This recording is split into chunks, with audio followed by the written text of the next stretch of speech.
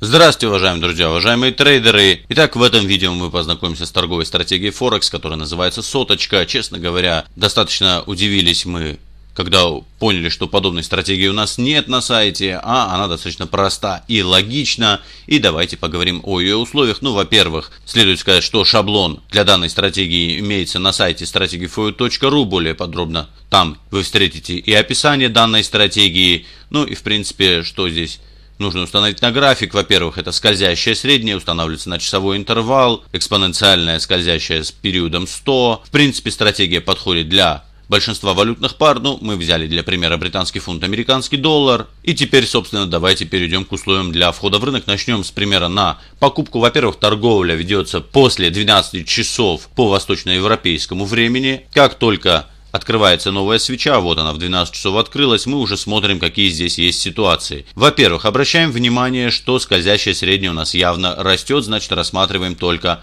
покупки. Дальше смотрим, закрывался ли день выше этой скользящей средней. Да, день закрывался, если бы он закрывался ниже, то покупки рассматривать нам было бы запрещено, но сейчас все нормально, рассматриваем покупки, скользящая средняя растет, и в 12 часов, как только эта свеча открылась, мы обнаруживаем, что есть выше текущей цены свеча с черным телом. За ее максимум устанавливаем пробойный ордер Buy Stop. Дальше мы обращаем внимание, что этот ордер не был активирован, но появилась черная свеча, максимум которой еще ниже, чем максимум предыдущей черной свечи. Значит, можно теперь устанавливать пробойный ордер Buy Stop за максимум этой свечи. Мы установили этот ордер. Далее мы ждем активации его. Стоп-лосс устанавливается за последний локальный какой-то минимум, но не больше 45 пунктов и не меньше 20 пунктов. Здесь, как видите, ордер был активирован. Мы Take Profit в 3 раза больше устанавливаем. После прохождения 30 пунктов в положительной зоне сделка переводится в безубыток. Но видите, здесь мы не прошли и пошли, закрыли нас по стоп-лоссу.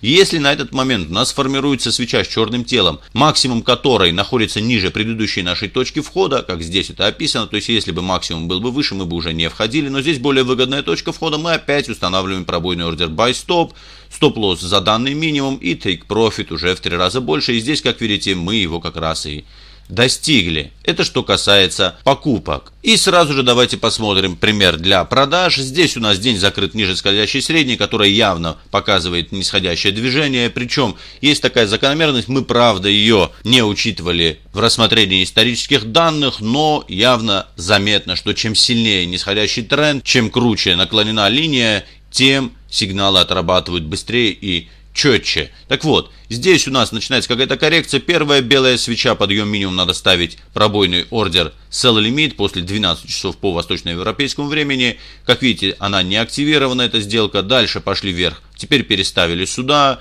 Еще раз пошли вверх. Переставили за эту белую свечу, то есть под минимум этой свечи. И, наконец, после этой свечи поставили сюда Sell Limit ордер. Именно он и был активирован. Стоп-лосс выше максимума, не больше 45 пунктов и не меньше 20. Здесь ровно 20 пунктов. И Take Profit в размере 60 пунктов. После прохождения 30 пунктов в положительной зоне сделку перевели в безубыток. Вот, в принципе, вся данная стратегия. Как видите, она очень простая. А с вами был Сергей Гаспарян. Спасибо за внимание. Успешной вам торговли. До свидания.